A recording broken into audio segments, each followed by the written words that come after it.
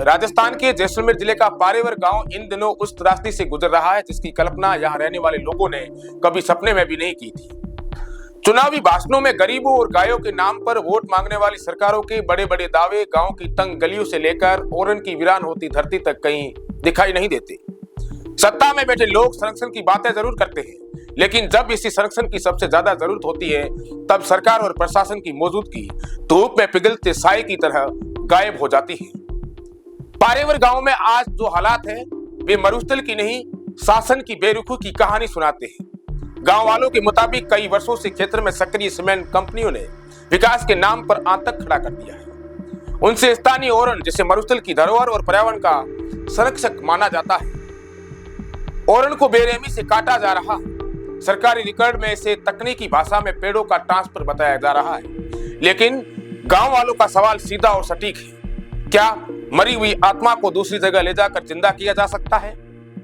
यह एक पेड़ नहीं, पूरा पारिस्थितिक तंत्र है जो दशकों में बनता है और कुछ घंटों में उजड़ जाता है। गांव के बुजुर्गों का दर्द और तीखा है।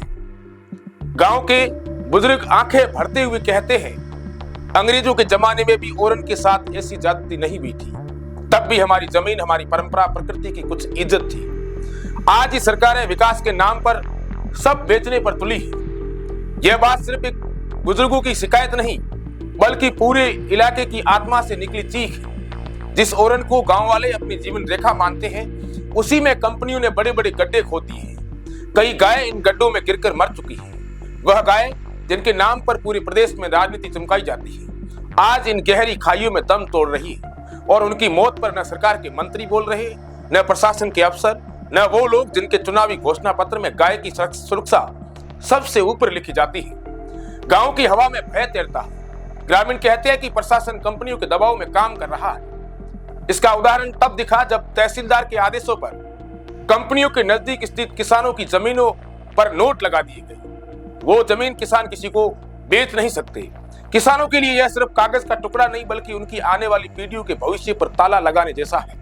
लोग सवाल पूछ रहे हैं कि आखिर इन कंपनियों का ऐसा कौन सा प्रभाव है जिसमें सरकारी अधिकारी जो है उनकी इच्छा के अनुसार कदम उठा रहे हैं। गांव वालों की शिकायत है कि उनकी आवाज न तहसील तक पहुंचती है, न जिले तक और न ही उस राजधानी तक जहां बैठकर नियम बनाए जाते हैं। स्थितियां इतनी खराब हो चुकी है कि गांव की मिट्टी, पानी, पेड़ और पशु सब कुछ संकट में है। खेतों के पास उड़ती सीमेंट की धूल फसलों को बर्बाद कर रही है। गहरे गड्ढों ने चराई का रास्ता खत्म कर दिया है और ओरन की जमीन में मशीनों की रफ्तार ने उस धार्मिक और सांस्कृतिक भाव को जड़ से हिला दिया जिसे गांव वाले सदियों से पूजते आए हैं।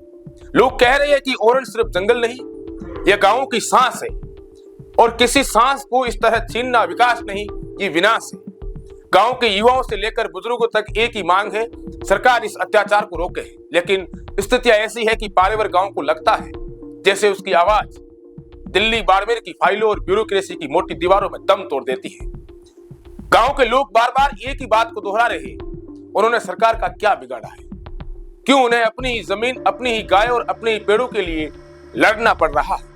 क्यों सरकार के प्रतिनिधि इनकी सुनवाई से बचते फिर रहे?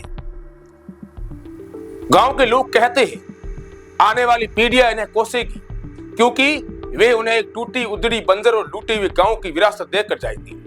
बच्चे खेल के मैदान की जगह गड्ढों में गिर रहे हैं, पशु चारे की जगह धूल खा रहे हैं और यह सब उस गांव में हो रहा है जो कभी पेड़ों की छांव, ओरन की हरियाली और संस्कारों की शांति से भरा रहता था।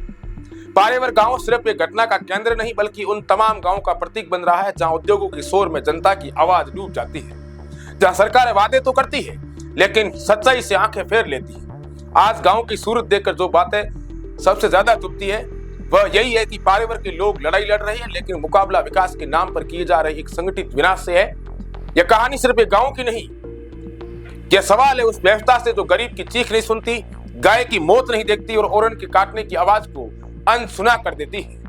हमने इससे पहले भी आपको पारेवर गांव की एक बहुत बड़ी कहानी दिखाई थी जिसमें कई सारे लोगों के नीचे कमेंट्स भी आए थे कि आखिर सरकार क्या कर रही है। सवाल जीते हुए जनप्रतिनिधियों से है, सवाल सरकार के उन नुमाइंदों से है जो इस पूरे काम के अंदर इन्वॉल्व है। आखिर इन किसानों की क्या गलती?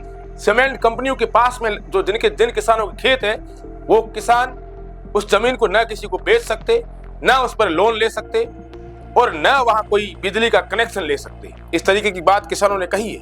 हालांकि इसमें जमीन की जो जमाबंदी होती है, जो नकल होती है, उसमें 7 तौर से नोट लिखा हुआ है। तहसीलदार जैसलमेर के आदेश के अनुसार सारी चीजें अंकित है।